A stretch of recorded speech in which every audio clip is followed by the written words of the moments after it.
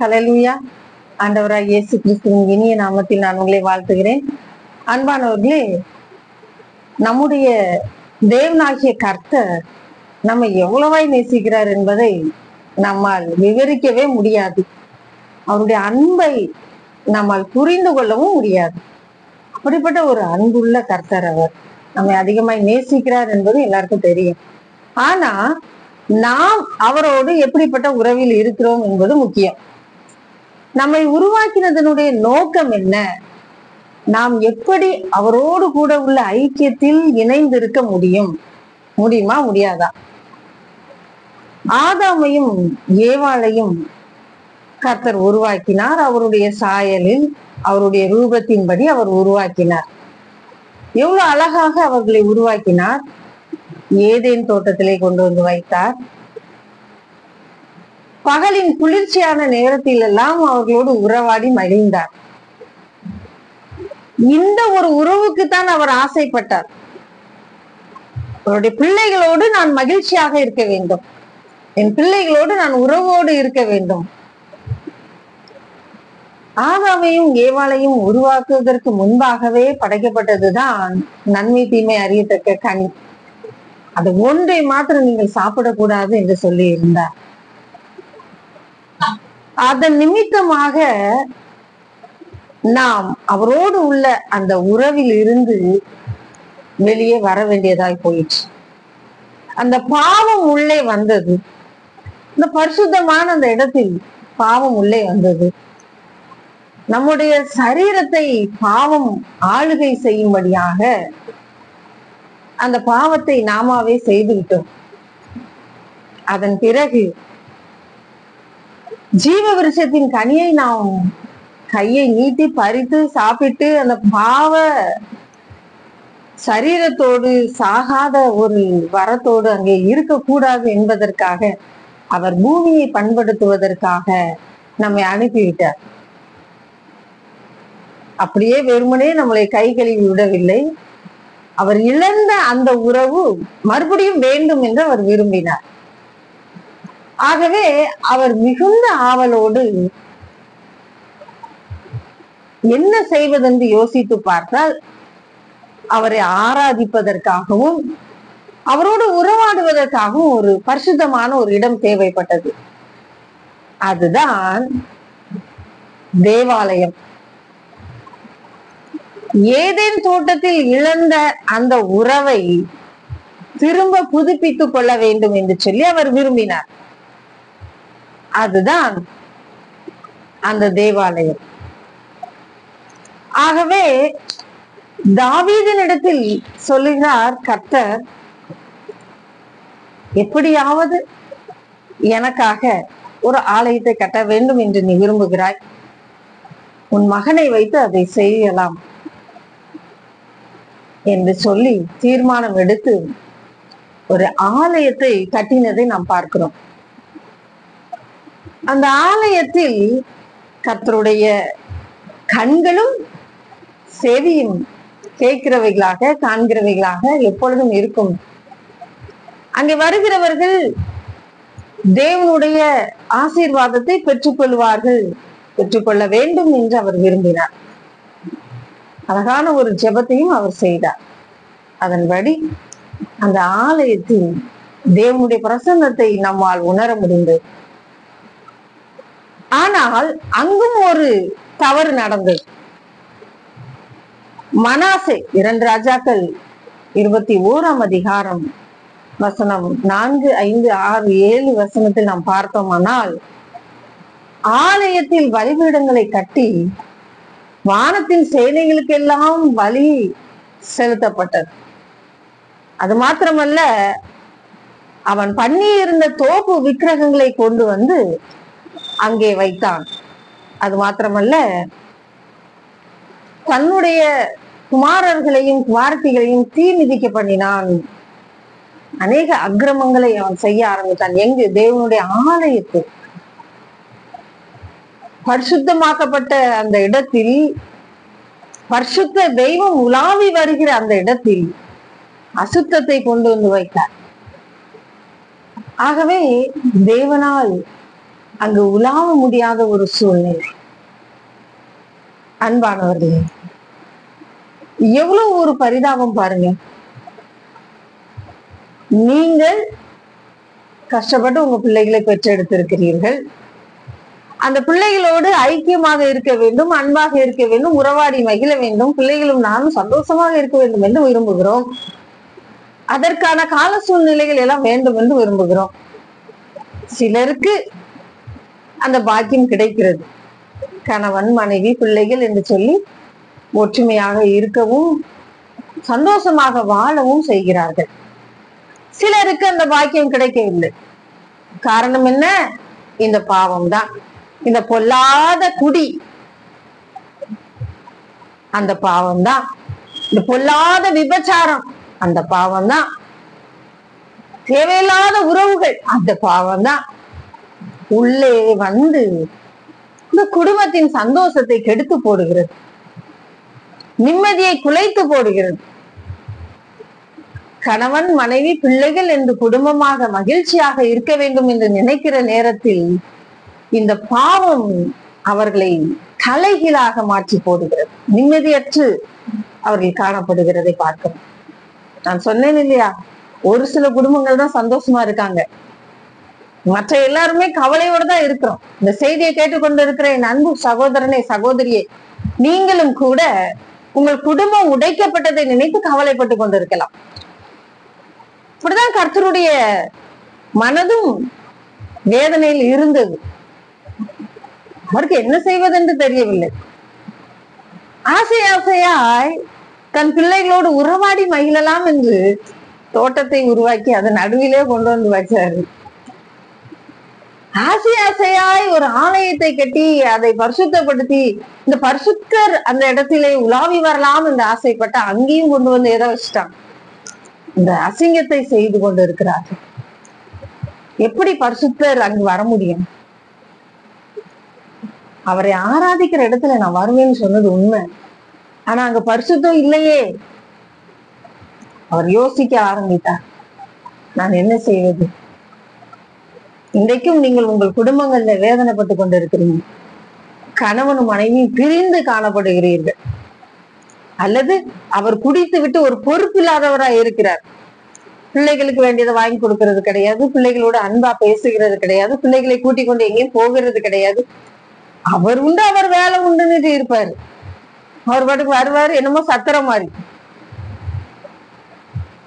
நிறைய பேருக்கு அப்படிதான் இருக்கு. குடும்பம் அது ஒரு மகிழ்ச்சியான இடம் என்று இல்லை. வருவாங்க, என்ன சாப்பாடு, சாப்பிட வேண்டியது, அவங்க பாட்டுக்கு இருக்க வேண்டியது, எதை குறித்தும் கவலைப்படுறது இல்லை. மனைவி எதையாவது சொல்லணும்னு ட்ரை பண்ணாலும் ஃபுல் போதையில இருப்பாங்க. அப்புறம் எங்க மண்டையில ஏற, அவ்வளவுதான். இந்த மனைவி அழுது கொண்டு இருக்க வேண்டியதுதான். பிள்ளைகள் அப்பாவோட அன்புக்காக ஏங்கிட்டு அது ஒரு பக்கம் போகும். இந்த மாதிரியான சூழ்நிலையில் நீங்கள் ஒருவேளை இருந்து கொண்டிருக்கலாம். அவர்கள் நாதற்கும் அதே நிலைமை வந்தது. ஆசை ஆசையாய் உருவாக்கி தன் பிள்ளைகளோடு உறவாட வேண்டும் என்று நினைக்கிற நேரத்தில் சத்துரு உட்புகுந்து அந்த உறவிலே ஒரு பிளவை ஏற்படுத்தி விட்டார். இந்த கணவனும் மனைவியும் ஒன்று சேர மாட்டார்களா, சந்தோஷமா வாழ்ந்து விட மாட்டோமா என்று ஏக்கங்கள். ஆனால் இந்த பொல்லாத பாவத்தை தொடர்ந்து செய்து கொண்டே இருந்தால் எங்க அந்த குடும்பம் கட்டப்பட முடியும்? மறுபடியும் அது எப்படி தளிர்க்கும்? யோசித்து பாருங்கள். உங்களுடைய பிடிவாதத்தினாலும் உங்களுடைய விடா முடியாத பாவத்தினாலும், நான் இந்த பாவத்தை விடவே மாட்டேன், இந்த குடியை நான் விடவே மாட்டேன், நான் இப்படிதான் வாழ்வேன், நான் இந்த பொம்பளையை விட்டு வரவே மாட்டேன், நான் இந்த ஆம்பளையை விட்டு வரவே மாட்டேன், இந்த பாவத்துக்குள்ளேதான் நான் இருப்பேன், என் குடும்பம் எப்படி இருந்தா எனக்கு என்ன, என் பிள்ளைங்க எப்படி இருந்தா எனக்கு என்ன, அவங்களுக்கு என்ன ஆசை இருந்து எனக்கு என்ன. குடும்பம் என்பது ஒரு அழகான கூடுமதி, ஒரு கோயில் மாதிரிதான். அங்கதான் சந்தோஷத்தை பார்க்க முடியும், அங்கதான் பரிசுத்தத்தை பார்க்க முடியும், அங்கதான் நிம்மதியை பார்க்க முடியும், அங்கதான் ஒருத்தருக்கு ஒருத்தர் தயவு அன்பு பகிர்ந்து கொள்ளுற இடமே குடும்பம் தான். இதுக்குள்ள பாவத்தை கொண்டு வந்தா எப்படி இருக்கும்? தேவையில்லாத காரியத்தை உள்ள கொண்டு வந்தா எப்படி இருக்கும்? எல்லா அநியாயத்தையும் உள்ள கொண்டு வந்தாச்சு. புரியுதா? இப்போ கர்த்தரும் அதே சூழ்நிலையில இருக்கிறார். மனாசே கர்த்தரை வேதனைப்படுத்தும்படியாக தேவையில்லாத அநேக காரியத்தை செய்துட்டார். கர்த்தருடைய பிரசன்னம் அந்த ஆலயத்தை விட்டு வெளியே போயிட்டு எல்லாம் பேய்களுக்கும் பிசாசுகளுக்கும் ஆராதனை மட்டுமல்ல, வானத்தில் உள்ள சேனைகளுக்கெல்லாம் ஆராதனை. அப்ப என்ன பண்ண முடியும்? தேவன் தம்முடைய ஜனத்தை அதிகமாக நேசிக்கிறார், அவர்களோடு உறவாட வேண்டும் என்று ஆசைப்படுகிறார். சரி, என்ன செய்யலாம்? அவர் யோசித்தார், உங்களுடைய என்னுடைய இருதயத்தை அவர் ஆலயமாக மாற்ற வேண்டும் என்று விரும்பினார். அவரே ஆலயமாகவும் அந்த ஆலயத்திற்குள் இருக்கிற ஆலயமாக உங்களையும் என்னையும் மாற்ற வேண்டும் என்று அவர் விரும்பினார். ஆகவேதான் அவர் சொல்லுகிறார், யோவான் 2ஆம் அதிகாரம் 19ஆம் வசனம், யோவான் 2ஆம் அதிகாரம் 21ஆம் வசனம். இதெல்லாம் எடுத்து வாசித்து பாருங்க. அது மாத்திரமல்ல, ஆலயத்தில் விற்கிறவர்களையும் கொள்ளுகிறவர்களையும் பார்த்து, இது எல்லா ஜனத்திற்கும் செபவீடா இருக்கிறது, இதை நீங்க இவ்வளவு அசிங்கப்படுத்துகிறீர்களே என்று சொல்லி மனவேதனைப்பட்டார். அன்பானவர்களே, அவர் எடுத்த முயற்சி என்ன தெரியுமா? இழந்து போனதை தேடவும் ரட்சிக்கவுமே மனுஷகுமாரன் வந்தார் என்று சொல்லப்பட்டிருக்கிறதே. அந்த இழப்பு என்ன? அவரோடு கூட இந்த உள்ள உறவு தான் நாம் இழந்து போனோம்.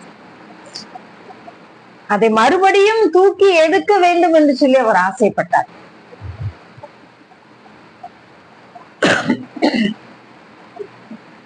மறுபடியும் அந்த உறவில் நாங்கள் ஒன்றாக இருக்க வேண்டும், மகிழ்ச்சியாக இருக்க வேண்டும் அவர் ஆசைப்பட்டார். அதற்கு ஈடாக தன் ஜீவனையே கொடுக்க முற்பட்டார். தன் ஜீவனையே கொடுக்க முற்பட்டார்.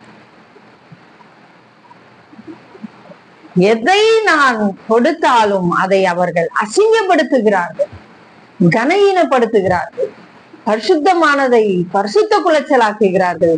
நான் உலாவி வர முடியாதபடிக்கு அங்கே அசுத்தம் காணப்படுகிறது.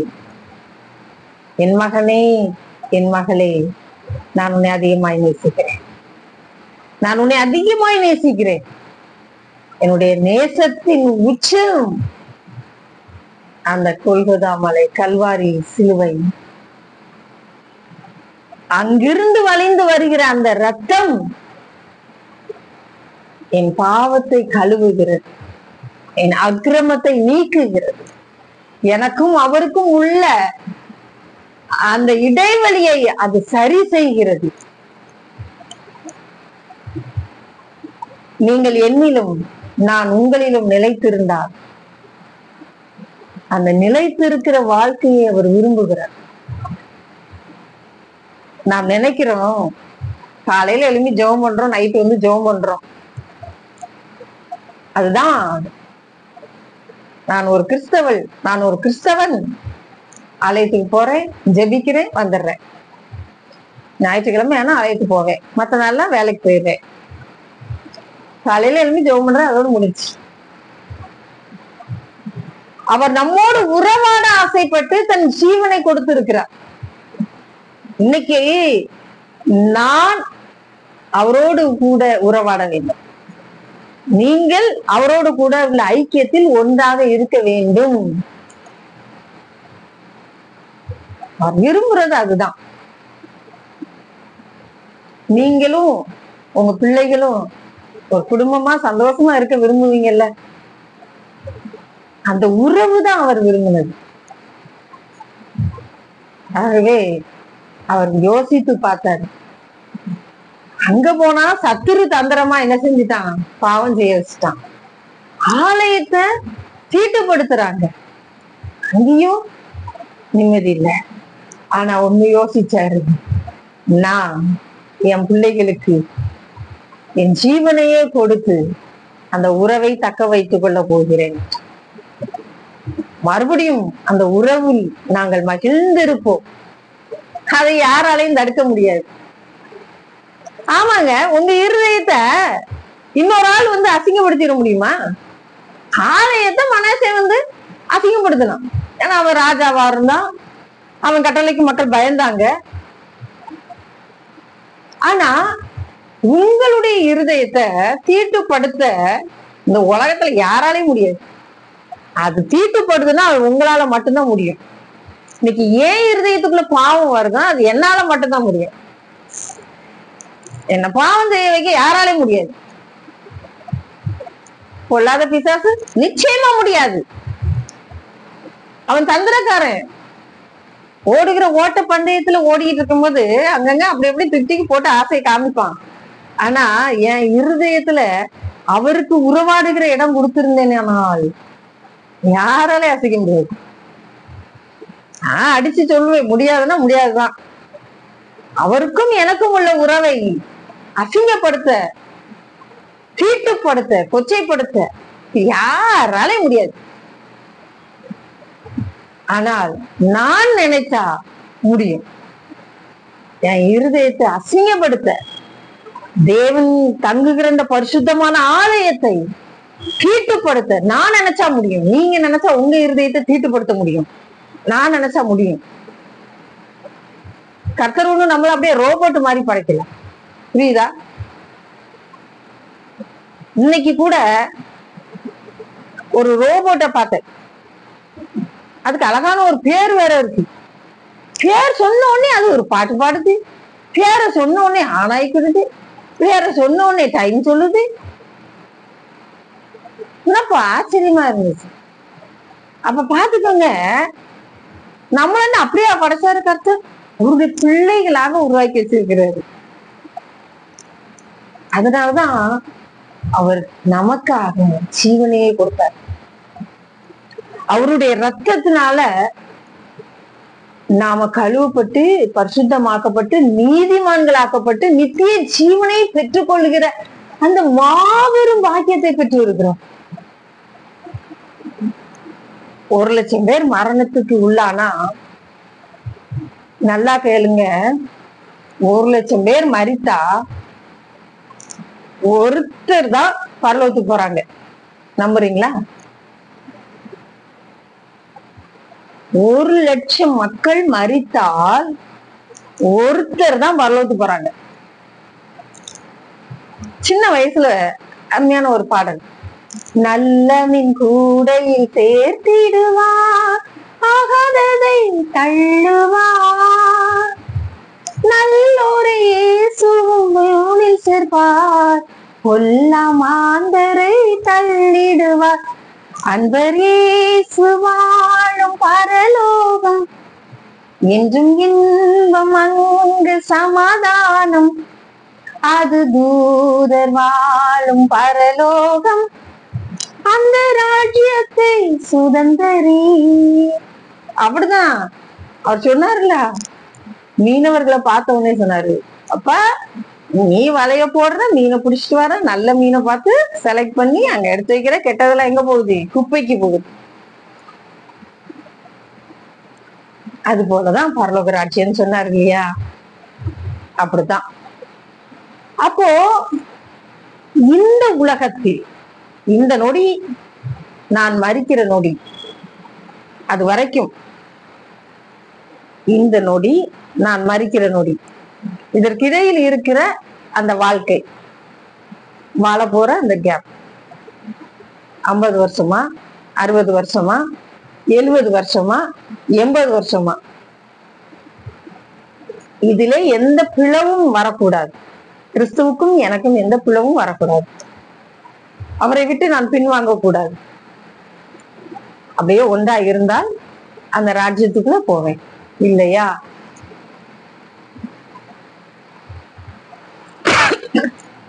ஏனென்றால் அவர் பரிசுத்தர்.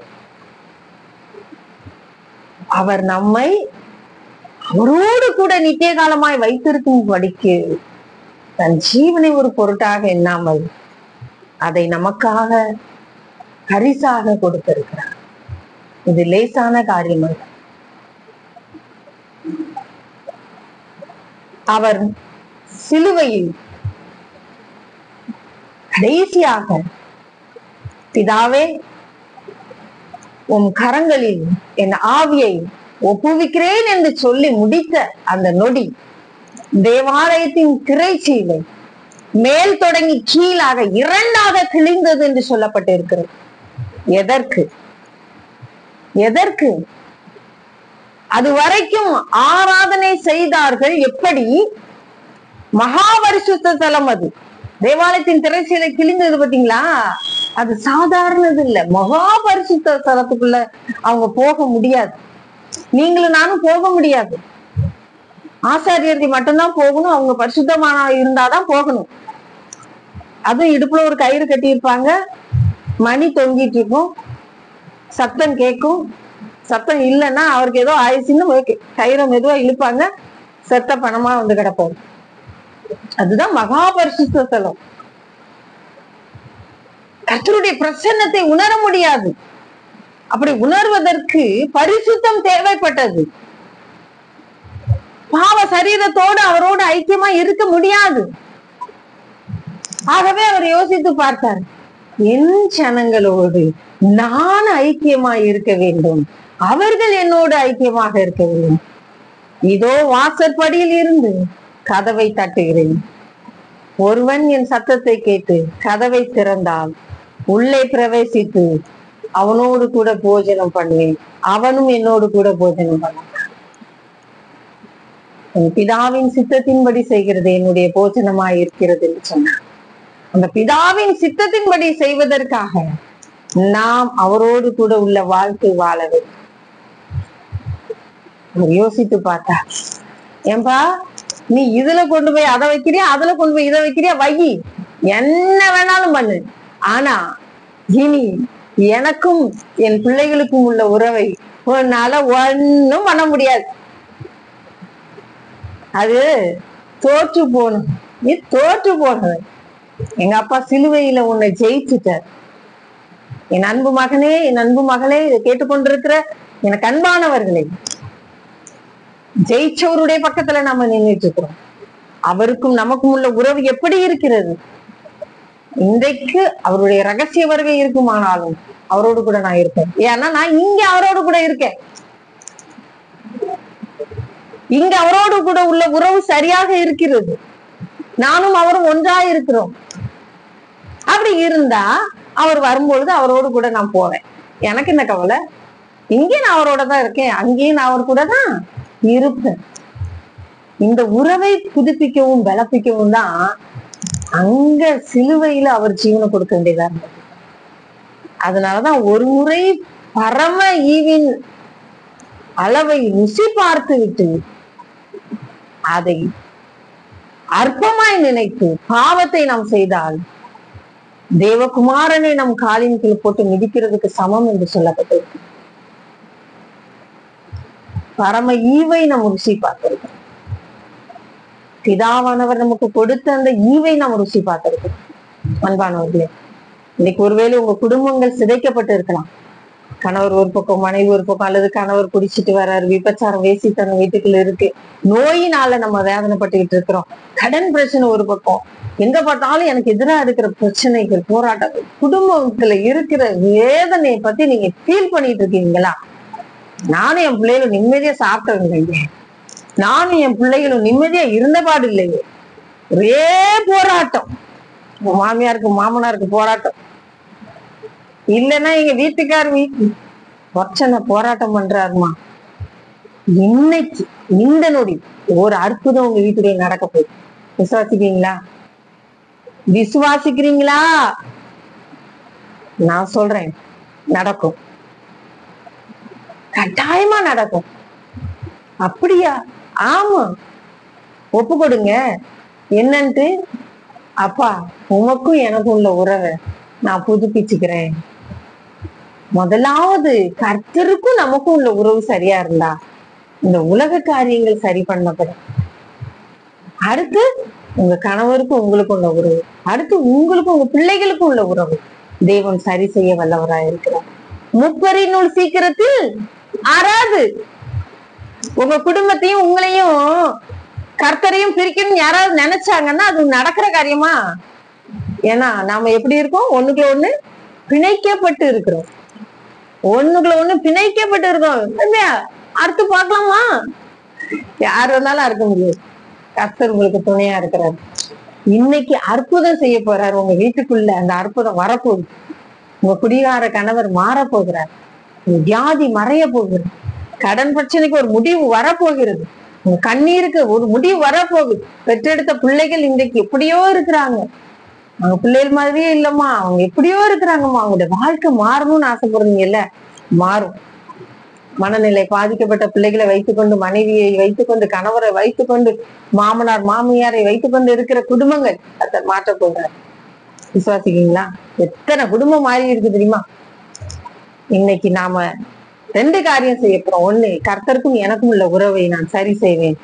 2வது, எனக்கும் என் குடும்பத்திற்கும் உள்ள உறவை நான் சரி செய்வேன். என்னுடைய பாவத்தை நான் அறிக்கை செய்வேன்.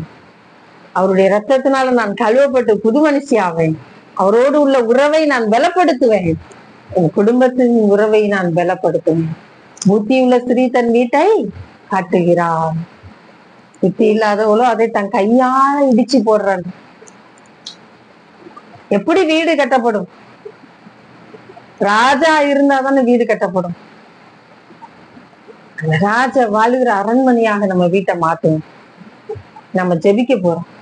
கர்த்தருடைய சமூகத்துல ஒப்பு கொடுப்போமா? அன்பின் பரலோக பிதாவே, நீங்க வாங்கப்பா, உங்களை ஆசீர்வதிங்கப்பா. ஒரு விசையாய் கண்ணீரோடு நின்று கொண்டிருக்கிறாங்க. ஒரு அற்புதத்தை செய்யுங்க. மறுபடியும் உமக்கும் எங்களுக்கும் உள்ள உறவை நாங்கள் புதுப்பித்துக் கொள்வோம். இன்றைக்கே ஒப்புக்கொடு. உம்மோடு ஐக்கியமாக இருக்கணும். நித்திய ஜீவனை பெற்றுக்கொள்ள எங்களை ஆசீர்வதிப்பீராக. ஒவ்வொரு நொடியும் எங்களை பாதுகாத்து வழிநடத்தணும். சத்துரு தொடாதபடிக்கு வேலி அடைத்து காப்பீராக. குடும்பங்களில் காணப்படுகிற கொல்லாத குடி வெறி இயேசுவின் நாமத்துல வெளியேறி போ பிசாசு. குடும்பங்களில் காணப்படுகிற வேசித்தன ஆவிகள், விபச்சார ஆவிகள் இயேசுவின் நாமத்திலே மறைந்து போகட்டும். குடும்பங்களில் காணப்படுகிற சண்டைகள், பிரச்சனைகள், குழப்பங்கள், போராட்டங்கள் முடிவுக்கு வரட்டும். நிம்மதி சமாதானம் உண்டாகும். உமக்கும் அவர்களுக்குள்ள உறவு பலனாகட்டும்.